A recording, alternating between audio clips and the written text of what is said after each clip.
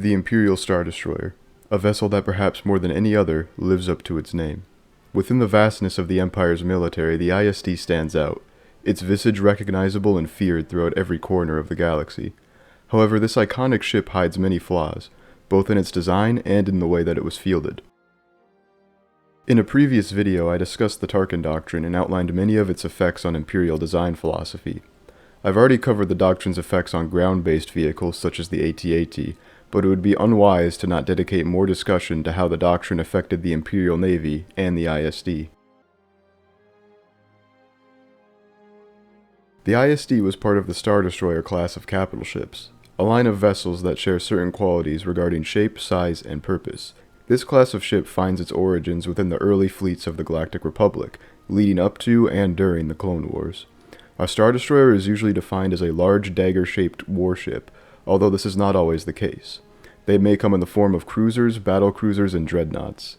The Imperial 1 and 2 class Star Destroyers are by far the most famous of the line, and in many ways represent a matured evolution of the concept. Other variants such as the Venator class also gained much notoriety during the Republic's reign. In the case of the ISD, it does not take long at all to understand its strengths. Both variants of the ship measured in at a length of 1,600 meters and were covered with heavy weaponry. This armament consisted of around 60 heavy turbolasers and 60 ion cannon batteries for both models. The ISD-1 had an additional 8 heavy turbolaser turrets that lined the port and starboard sides of the command structure, while the ISD-2 swapped these emplacements for the much more powerful octuple turbolaser barbettes. When it comes to armor and shielding, the ISD was no small matter. The ship was constructed of reinforced dunium alloy and shielded by dual deflector shield bulbs located atop the command bridge. It is generally accepted that the ISD-2 had slightly better reinforcement for its armor, while having more efficient deflector shields. In regards to fighter complement, each evolution carried 48 TIE fighters, 12 TIE interceptors, and 12 TIE bombers. It was also common for an entire legion of stormtroopers, along with ground support vehicles, to be present aboard any given ISD. Both classes of the Imperial Star Destroyer were nearly indistinguishable, and served an identical purpose, that purpose being to impose Imperial rule by fear throughout the galaxy. Likewise, each variant also shared the same weaknesses in battle. There is no doubt that the ISD would perform immeasurably well against any organized naval force, and in many smaller cases it has. The ship is simply built to output overwhelming amounts of sustained fire that not many ships in the galaxy could hope to endure. The issue is that the ISD did not face an organized navy. In truth, it was not actually even built for that task. It was built to dissuade any opposing force from even attempting an attack in the first place. As I've already pointed out in both of my previous videos on this topic, the ISD was betrayed by the Tarkin Doctrine, for as soon as rebel splinter cells gathered the courage to fight these vessels, everything fell apart. The Imperial Navy was not fighting a traditional naval force. It was fighting hundreds, if not thousands, of highly mobile insurgent cells. These rebel groups, particularly in the early days, primarily consisted of smaller craft such as starfighters and other modified ships. Put simply, ISDs were not designed to combat these types of threats, not without support from other Imperial vessels and fighters.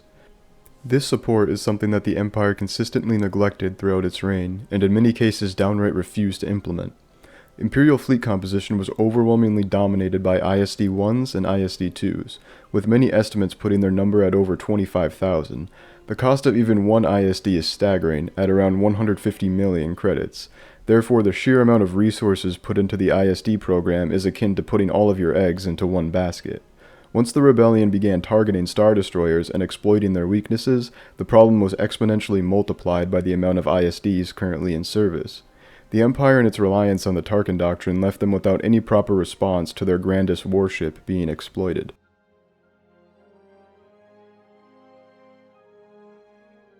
Now that we've discussed why the ISD was essentially left on its own in terms of holding up the Empire's naval apparatus, we can move on to the ship itself. The ISD was designed in a practical sense to combat other large vessels. It did this by offering unrivaled firepower combined with impressive survivability. This survivability, however, only really applied to the scenario in which it was actually fighting other ships of its type, which was rare. More often than not, the opposing force for an ISD would consist of a small group of fighters, bombers, and other agile support ships. These rebel strike groups would prioritize speed and surgical accuracy to knock a Star Destroyer out of commission. Many times these strikes would cause an ISD to be out of service for the duration of any given rebel operation, or outright destroy the ship. These attacks were successful because Imperial Star Destroyers were slow, bulky, and possessed a bafflingly low amount of anti-starfighter defenses. The ISD-1 was essentially barren when it came to point defense laser cannons, only really possessing a couple emplacements at the forward and aft of the ship. The ISD-2 did introduce 40-point defense turrets to its armament. However, this improvement did not prove enough to fend off rebel attacks by itself. ISDs were often left by themselves or grouped with other ships of the class. If the Empire had opted to increase the number of smaller support ships within Imperial formations, it is likely that the ISD would have truly excelled as the backbone of the Imperial Navy. Take for example the Lancer-class frigate. Outfitted with 20 quad laser cannons, this ship alone could have devastated any fighter squadron in its path. Notably, the ISD-2 did not make any upgrades that would allow for a greater fighter complement to be carried aboard the ship. This was a mistake. 48 TIE fighters and 12 interceptors was undoubtedly too low a number to allow for proper defense. In the earlier days of the rebellion, this fighter wing was more formidable, but as more and more cells began to form and merge, it became easy for insurgent fleets to overpower a Star Destroyer's fighter escort. It is important to note that the rebellion possessed objectively superior starfighters for most of the war, with the Empire opting to invest heavily into the cheap TIE line of fighters. TIE fighters were fast and maneuverable, but lacked any sort of shielding or armor. This fact made it a necessity for TIEs to be deployed in extremely large quantities in order to be effective.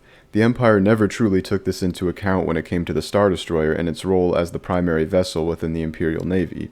As mentioned earlier, the ISD also carried a sizable garrison in regards to ground-based troops and vehicles.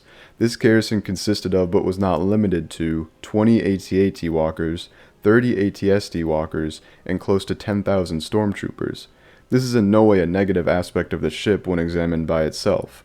However, in the context of the ISD's low starfighter count, it becomes clear that the ground support element on the ship may have eaten into valuable hangar space during its development. After all, none of this vast garrison matters if its mothership cannot properly defend itself.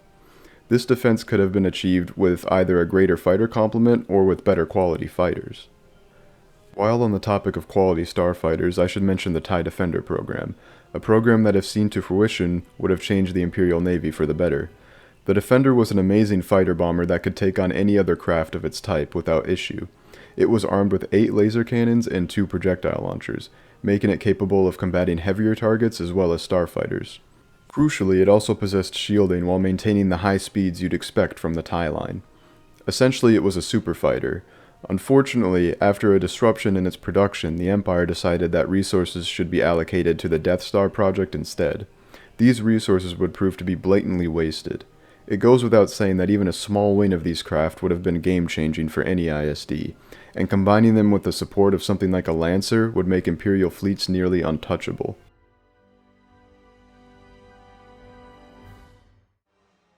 When looking at the potential of an Imperial 3 class Star Destroyer, the origin of the ISD line of ships is a good place to start. When the Republic found itself embroiled in a galaxy-spanning war with the Confederacy, it didn't take long for the Venator-class Star Destroyer to emerge as the Navy's primary capital ship. This kilometer-long vessel was noticeably smaller than its Imperial evolution, but still managed to possess a wide variety of features that made it perfect for a multi-role purpose. The Venator was equipped with 4 heavy turbolaser emplacements on each side of the command structure, similar in layout to the ISD. The ship also had a handful of medium turbolaser emplacements and proton torpedo launchers. Notably, the ship had up to 52 point defense turrets placed around the hull. These turrets and their locations gave the ship a wide field of anti-starfighter coverage, essential when fighting the waves of Vulture droids that the CIS deployed in nearly every engagement. All of this combined with competent shielding and heavier armor than was standard at the time, gave the Venator a versatile combat loadout. Versatility is a trait that would not be seen again on the majority of future Star Destroyer designs. But what truly set the Venator apart from the Imperial Star Destroyer was its vast flight deck that ran nearly the entire length of the ship. This hangar alone was enough to class the Venator as more of a fleet carrier than anything, with it being able to hold upwards of 400 fighters at once. The dual-bridge design was necessary due to the fact that all of these starfighters needed a separate command staff to manage their traffic and operations. It is also worth mentioning that the Republic possessed solid starfighter designs that proved on many occasions to be effective craft. The fact that the Venator could carry this colossal amount of starfighters while also functioning as a formidable capital ship made it a favorite among naval leaders. This was evidenced by their despair upon seeing the vessel be decommissioned early into the Empire's lifespan. The primary difference between the Venator and the ISD was that one of them succeeded in being the true backbone of its respective navy, and one failed. Similar to how the Imperial Navy as a whole put most of their resources into the Imperial Star Destroyer, the Imperial Star Destroyer itself put most of its resources into combating a threat that it rarely faced. It shed most of its anti-starfighter defenses and didn't compensate for it in any other area. All of this is to say that if an ISD-3 was to be put into production, it would need to take attributes from its ancestor in order to truly become an effective primary capital ship. Increasing the amount of point defense turrets is a must. The 40 emplacements introduced on the ISD-2 were a step in the right direction, but for a ship of the ISD's size, more are needed to cover its vast hull. The location of these turrets is just as important as the number of them. Placing point defense cannons in strategic positions can be the difference between a successful strafing run and a pile of space debris that the Empire no longer needs to worry about. For the sake of the ISD-3, I'm going to go with the figure of 60 to 80 point defense installations. Even if this number eats into the ship's heavier armament, I can almost guarantee it's worth it. Secondly, I should mention hangar space. The one positive I can mention about the ISD's hangar is that it was well protected, being positioned on the underbelly of the ship, making it harder for enemy vessels to attack it. This is a strength that was not present on the Venator, which had its large flight deck exposed when mobilizing its fighter wing. However, the ISD's hangar was small and made it hard for Imperial fighters to deploy in a timely manner. The ISD could only carry around 60 to 70 fighters at any given time. Rarely did the ship even deploy that many fighters, and in many instances it did not actually have that many aboard. This can be attributed to the aforementioned small hangar size and the fact that ties were not stored in the most efficient manner, at least in my opinion. For any theoretical ISD-3 design, one of two things will need to change regarding this. Either the large amount of ground vehicle storage would need to be sacrificed in favor of more starfighter space, or the hangar and deployment areas themselves would need to be expanded, preferably a mix of the two.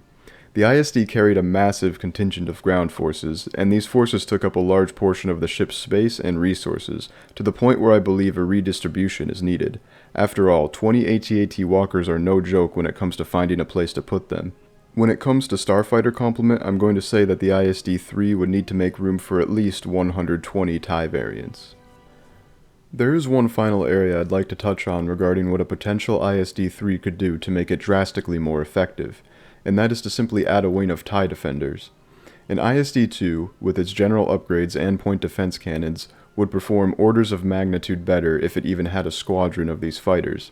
As mentioned earlier, the Defender excelled in practically every way a starfighter would need to excel. It was fast, maneuverable, shielded, and had a devastating arsenal of weapons. It is perhaps one of the greatest tragedies for the Empire that the TIE Defender project, spearheaded by the genius of Grand Admiral Thrawn, was shelved in favor of the Tarkin Doctrine and its Death Star. For this addition to the ISD-3, I'm going to say that a wing of 6 to 12 TIE Defenders would seal the fate of the rebellion. My confidence in the Defender is so great that I would even say adding the fighter to an ISD's arsenal is all that would have been needed to turn the tide of many rebel engagements.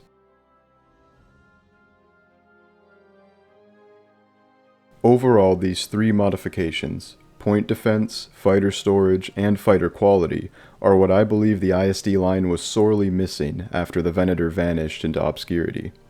One can only wonder how the Rebel Navy would have responded had it come into contact with one of these hypothetical ISD-3s. While the thought of a new ISD evolution is enticing, it should also be noted that if the Empire had simply supported its main capital ship with other vessels like the Lancer or even the Quasar-class carrier, we may have seen a much more effective naval force on the Imperial side of the war. But unfortunately for the Emperor, this did not happen, and his empire was pulled down from the charade of fear that he attempted to exert over a hopeful galaxy.